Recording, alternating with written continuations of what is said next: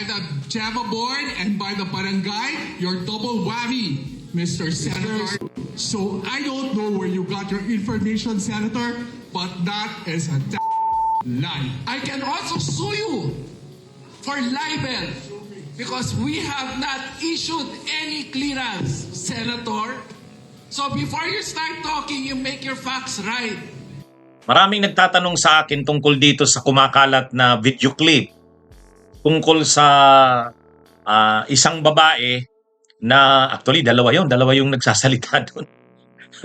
Sa isang meeting, nandun si Erwin Tulfo, si Senador, si Erwin Tulfo, nakaupo. Nagsasalita siya, nakatayo yung dalawang babae, pinagsasalitaan si Tulfo. Tinalakan si Tulfo. Durog si Tulfo. Ano yon? Meeting ng homeowners ng East Green Hills Subdivision Village, East Green Hills Village. Ano yan? Tirahan niya ng mga mayayaman. Hindi simpleng middle class. Hindi. Ano talaga, mayayaman yan. Mahal ang lupa dyan eh. Sa East Green Hills, sa Mandaluyong City, Wakwak. Sa Barangay Wakwak. Alam naman natin ang Wakwak. Yung barangay captain doon, yung Margareta Climaco, kahit barangay captain ka niya, pero barangay Wakwak naman. Parang si di ba? Noon naging barangay captain o punong barangay ng Forbes, si Jocon, si Jose Concepcion. Punong barangay ka pero sobrang yaman mo. Ganyan din siguro itong Margareta Climaco na to. Kasi English speaking nung tinatalakan si Tapos may isa pang katabi niya, tatalak din kay Tulfo. Talagang durog si Tulfo. Hindi makaimik eh. Ano bang nangyari at ano bang issue? Yung issue, may itatayong 17-story condominium doon sa loob ng compound ng subdivision, yung exclusive subdivision ng mayayaman, tatayuan ng 70 stories na condominium unit. Ngayon, resident doon si Tulfo, si Erwin Tulfo, resident doon. So member siya ng homeowners. Tama naman si Tulfo, kinukontra nila yung pagpapatayo ng 70 stories. Kasi ay syempre exclusive subdivision. Ang gusto nila syempre ang privacy nila, dapat ang tao kunti lang yung labas-pasok doon. Pangalawa, huwag mahaharangan yung view. Pag may tinayo ng 7 stories na, papangit na yung view. Mahaharangan na yung magandang view ng exclusive na subdivision nila. Yang pa naman mga mayayaman na yan, syempre gusto nila sa exclusive nga ibig sabihin kung pwede lang, kunting tao lang ang nakakalabas-pasok. Kapag nagkaroon ng condominium unit doon, 70 stories pa naman, di ang dami na, labas-pasok na ang mga tao doon. Yun ang kinukontra ni Tulfo. Kasama ng iba pang miyembro ng homeowners. Mayayaman sila.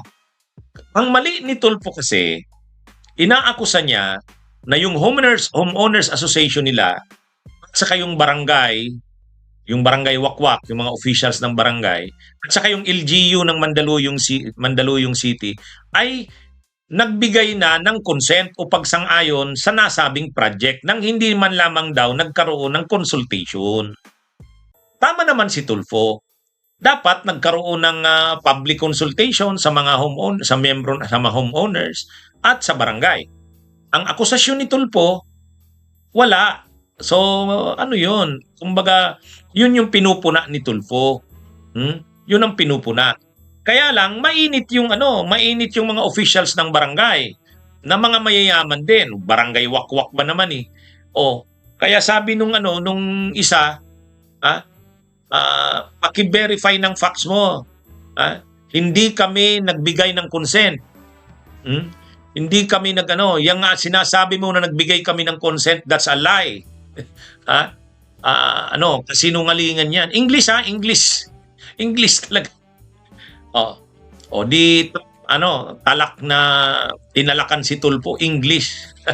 Tapos salita naman yung barangay captain, yung punong barangay ng Barangay Wakwak, yung Margareta Climaco daw pangalan nun. Sinabihan din si Tulfo, pwede ka naming kasuhan, English. Pwede ka naming kasuhan ng libel. sa pinagagawa mo, Senator. Ha? Walang nagawa si Tulfo. Siyempre mali siya eh. Tama yung kanyang pinaglalaban. Ang problema, hindi niya binerify. Hindi niya binerify yung facts. Yun ang problema rin dito kila Tulfo eh. Maano lang magsalita, pero yung minsan hindi nila nabiverify yung facts nila. Basta't sila, ang importante makakomentaryo sila. So yan yung problema.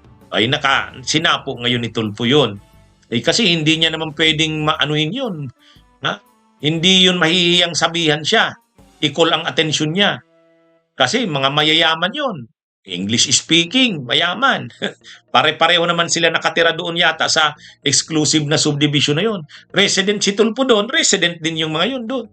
O, nakakuha ng katapat ngayon si Tulfo. Pero yun na nga, yung issue tama. Tama naman yung stand ni Tulfo. Kaya lang hindi niya binerify. Eh syempre, nasaktan din itong mga officials ng barangay na parang sinabi ni Tulfo na pumayag nang hindi man lang nagkonsulta sa barangay residents or sa homeowners. Eh, hindi naman daw sila pumapayag yan. Hindi daw totoo yan. Napayag sila dyan.